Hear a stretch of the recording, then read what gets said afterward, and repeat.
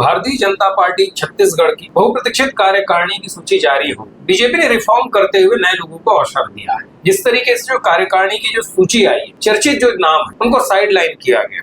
Party के अध्यक्ष किरण सिंहदेव ने दिसंबर 2023 में पहली बार बीजेपी के प्रदेश अध्यक्ष बने। लगभग 8 महीने के अंतराल के बाद कार्यकारिणी का विस्तार कर दिया गया, जिसमें उपाध्यक्ष, मंत्री, महामंत्री, मीडिया संयोजक समेत और कुछ ऐसे भी नाम हटा दिए गए जिनको लेकर पार्टी के भीतर खुशी और गम का माहौल है। पार्टी ने संगठन को महत्व दिया है।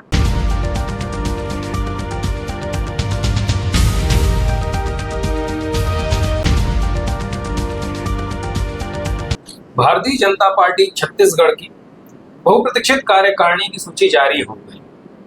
टीम किरण सिंहदेव की जो जम्बो टीम है, जिसके लंबे समय से प्रतीक्षा की जा रही थी, अंततः स्वतंत्रता दिवस के एक दिन पहले भारतीय जनता पार्टी ने जारी कर दिया है। इस कार्यकारिणी में बीजेपी ने रिफॉर्म करते हुए नए लोगों को अवसर दिया है। बीजेपी साल 2028 में होने वाले विधानसभा चुनाव को ध्यान में रखते हुए नए लोगों को अवसर दे रही है। जिस तरीके से जो कार्यकारिणी की जो सूची आई है, इसमें जो पुराने लोग हैं उन सबको साइडलाइन करते हुए चर्चित जो नाम है उनको साइडलाइन किया गया, पर जो नए चेहरे उनको मौका दिया गया, या जो पुराने चेहरे जो लाइमलाइट से दूर थे उनको संगठन में बड़ी जिम्मेदारी दी गई। पार्टी के अध्यक्ष किरण सिंहदेव ने इसके बारे में बताएं तो वो दिसंबर 2023 में पहली बार बीजेपी के प्रदेश अध्यक्ष बने थे। क्योंकि उस समय विधानसभा चुनाव का दौर था, उनके पास कार्यकारिणी नहीं थी, तो जो पूर्व में बीजेपी की जो कार्यकारिणी थी उसी के आधार पर वो आगे काम करते रहे। इस बीच में चुनाव में बीजेपी की सरकार बनी और सरकार बनने के बाद फिर वो कार्यकारिणी का विस्तार नहीं हो पाया। जनवरी 2025 में किरण सिंहदेव फिर दोबारा प्रदेशाध्यक्ष नियुक्त हुए और नियुक्त होने के बाद उनकी कार्यकारिणी का विस्तार किया जाना था, जिसकी लंबे समय से चर्चा थी। लगभग 8 महीने के अंतराल के बाद कार्यकारिणी का विस्तार कर दिया गया, जिसमें उपाध्यक्ष, मंत्री, महामंत्री, मीडिया संयोजक समेत महत्वपूर्ण पदों पर नियुक्तियां कर दी गई। अब सूची को अगर हम देखते हैं तो कुछ चौंकाने वाले नाम हैं जिनको लेकर बड़ी चर्चा है, और कुछ ऐसे भी नाम हटा दिए गए हैं जिनको लेकर पार्टी के भीतर खुशी और गम का माहौल है। जिनको नई कुर्सी मिल गई, जिनका नाम औरा बढ़ा है, वो खुश है, लेकिन जिनको उम्मीदें थी कि पार्टी उनका पोर्टफोलियो बढ़ाएगी, उनको वेटेज देगी, उनको दरकिनार कर दिया गया, साइडलाइन कर दिया गया, तो उनके मन में निराशा है। अरे स्वाभाविक सी बात है, ऐसा होता ही। पार्टी ने संगठन को महत्व दिया है। हमेशा ये जो रहती है कि सिफारिशें नामों को दी जाती है, और इस बार सिफारिश नहीं चला, संगठन ने जो नाम भेजे थे उनकी चली। ऐसा मीडिया में जो बनाया जा रहा है वो माहौल है। जो प्रमुख बातें उनके बारे में बताएं, किरण सिंहदेव ने 3 प्रदेश अध्यक्ष के बाद जो महत्वपूर्ण पद होता है वो होता है महामंत्री का। महामंत्री जिनको बनाया गया है वो नवीन मार्कंडे, अखिलेश सोनी और यशवंत जैन। तीनों बीजेपी के पुराने नेता हैं, लंबे समय से राजनीति में सक्रिय, और तीनों का अपना अपना हो रहा है। इस पूरी कार्यकारिणी में जातिगत समीकरण, क्षेत्रीय समीकरण का विशेष ध्यान रखा गया है। जो महामंत्री बनाया गया नवीन मार्कंडे, अनुसूचित जाति वर्ग से आते हैं, आरंग के पूर्व विधायक रह चुके हैं और अनुसूचित जाति मोर्चा के प्रदेश पदाधिकारी रहे। दूसरे अखिलेश सोनी, ये सरगुजा संभाग से ताल्लुक रखते हैं। अखिलेश सोनी ओबीसी मोर्चा के प्रदेश अध्यक्ष रह चुके हैं, उनको महामंत्री बनाया गया। और तीसरे हैं डॉक्टर यशवंत जैन। यशवंत जैन दुर्ग संभाग के बालोद से आते हैं, बालोद जिले से। ये छत्तीसगढ़ बाल अधिकार संरक्षण आयोग के पूर्व में अध्यक्ष रह चुके हैं और बीजेपी के वरिष्ठ नेताओं में इनकी गिनती होती है। इस तरीके से पार्टी संगठन वरिष्ठ नेताओं को बड़ी जिम्मेदारी दी है। अब आगे जब हम देखते हैं जिन नामों की चर्चाएं थी उनमें मैं बाद में आऊंगा, पहले जिनकी नियुक्तियां हुई उसके बारे में मैं आपको बता दूं। महामंत्री के बाद आता प्रदेश अध्यक्ष।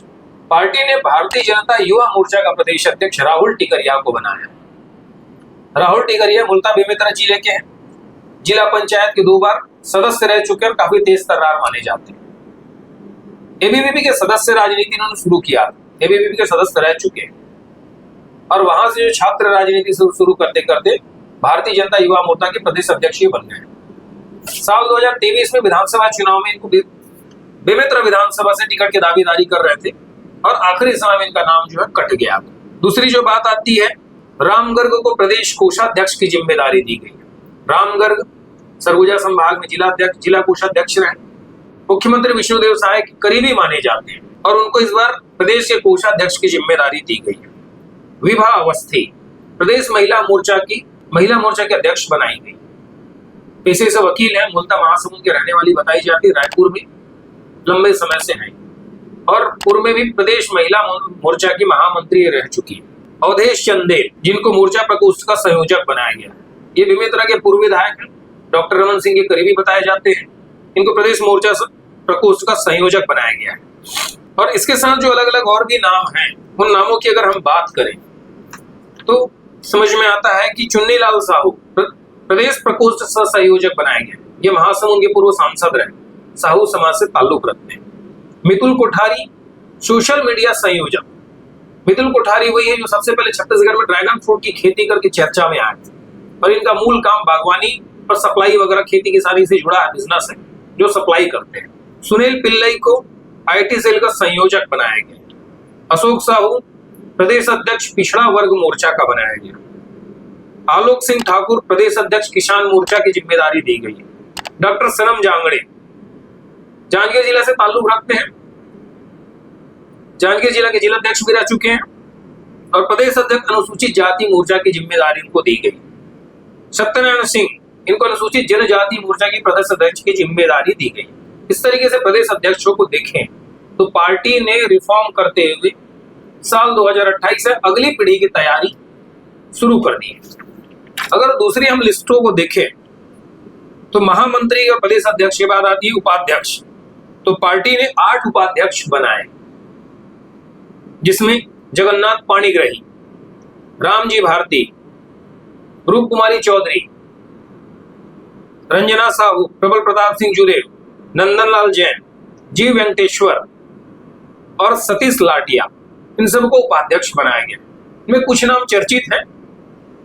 रामजी भारती पहले अनुसूचित जाति आयोग के अध्यक्ष भी रह चुके हैं। रूप कुमारी चौधरी सांसद भी रह चुकी हैं। रंजना साहू विधायक रह चुकी हैं। प्रबल प्रताप सिंह जुदेव चर्चित नाम है। नंदन जैन ये बीजेपी के कोषाध्यक्ष रह चुके हैं, अभी हाल ही में कोषाध्यक्ष रहे। स्वयं सेवक है, राम भक्त बताए जाते हैं। अब बात आती मंत्रियों की तो संध्या परगनिया, शिवनाथ यादव, जयंती पटेल, अमित साहू, जितेंद्र वर्मा, हर्षिता पांडे, विद्या सिदार और रितु चौरसिया, कुल 8 लोगों को प्रदेश मंत्री की जिम्मेदारी दी गई है, जिसमें अमित साहू जो है भारतीय जनता युवा मोर्चा के प्रदेश अध्यक्ष रह चुके हैं। जयंती पटेल जो है रायपुर बीजेपी के जिला अध्यक्ष रहे। संध्या परगनिया बेमेतरा जिले से ताल्लुक रखती है और पूर्व में भी प्रदेश कार्यकारिणी में सदस्य रही है। हर्षिता पांडे तखतपुर के विधायक रही हैं और विधायक की टिकट की दावेदार थी, पर टिकट इस बार हार गई थी 2023 के चुनाव में। श्री राम गर्ग को जैसे कोषाध्यक्ष बनाया गया, हमने बताया। अशोक बजाज को कार्यालय मंत्री की जिम्मेदारी दी गई। कार्यालय मंत्री अभी तक जो व्यवस्था देख रहे थे वो वकील साहब देख रहे थे, उनकी जगह में नरेश चंद्र गुप्ता, उनकी जगह में अशोक बजाज को कार्यालय मंत्री की जिम्मेदारी दी गई है और प्रीतेश गांधी को सह कार्यालय मंत्री का दायित्व दिया गया है। और सबसे बड़ी बात आती है जो मीडिया टीम है, मीडिया टीम में बड़ा रिफॉर्म किया गया है। मीडिया टीम में जो अभी तक मीडिया के प्रदेश प्रभारी थे अमित चिमनानी, उनको प्रदेश प्रवक्ता बनाया गया है और उनकी जगह पर हेमंत पानीग्राही, बीजेपी में शांत और सरल स्वभाव के हेमंत पानीग्राही लगभग 20 से 22 सालों से बीजेपी में कोर टीम में है और मीडिया विभाग में कोर पत्रकार है, जगदलपुर से ताल्लुक रखते हैं और मीडिया की बहुत अच्छी पकड़ है और पढ़ने लिखने से वास्ता रखते हैं। इनको मीडिया का संयोजक बनाया गया है। प्रवक्ता के तौर पे बीजेपी ने इस बार नया एक प्रयोग किया है, राजनांदगांव के सांसद संतोष पांडे को मुख्य प्रवक्ता बनाया है और उनके साथ में 12 अन्य प्रवक्ताओं को भी शामिल किया गया है। संतोष पांडे तेज तर्रार नेता हैं, अक्सर लोकसभा में इनके जो भाषण है वो काफी दिखते हैं और प्रत्येक मुद्दों को प्रमुखता से ये उठाते हैं। शिव नारायण पांडे को प्रवक्ता बनाया गया है, ये छत्तीसगढ़ लोक सेवा आयोग के सदस्य रह चुके हैं। नल्लेश ठोकने जो पूर्व में प्रदेश मीडिया प्रभारी थे, उनको भी प्रवक्ता की जिम्मेदारी दी गई है। देवलाल ठाकुर जो बालोद जिले से ताल्लुक रखते हैं और जनजाति वर्ग के बड़े नेता हैं बालोद जिले के, उनको फिर से प्रदेश प्रवक्ता बनाया गया है।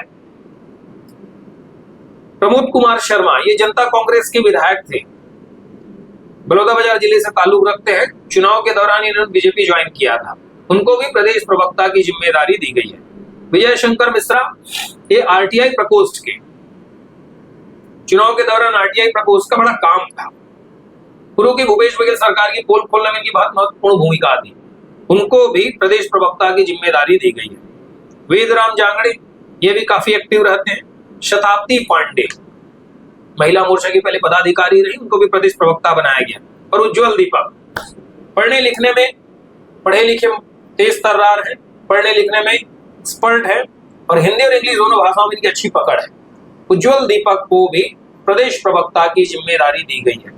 इस तरीके से बीजेपी ने रिफॉर्म करते हुए नई पीढ़ी के नेताओं को तैयार किया है। अब उनकी बात करेंगे जिनको हटाया गया। सबसे पहले अमित चिमनानी की बात आती है। प्रदेश मीडिया प्रभारी के तौर पर उन्होंने बड़ा शानदार काम किया, 3 साल तक वो रहे हैं। अब उनको प्रदेश मीडिया प्रभारी से हटाकर प्रदेश प्रवक्ता की जिम्मेदारी दी गई है। सह मीडिया प्रभारी थे अनुराग अग्रवाल, दोनों को आयोग निगम मंडल में किसी भी प्रकार की जिम्मेदारी देने की चर्चा थी, पर अनुराग अग्रवाल इस पूरे रेस में फिलहाल बाहर हो गए। हो सकता है भविष्य में उनको फिर से शामिल कर लिया जाए। तीसरी बात आती है भारतीय जनता युवा मोर्चा के जो प्रदेश अध्यक्ष रहे रवि भगत।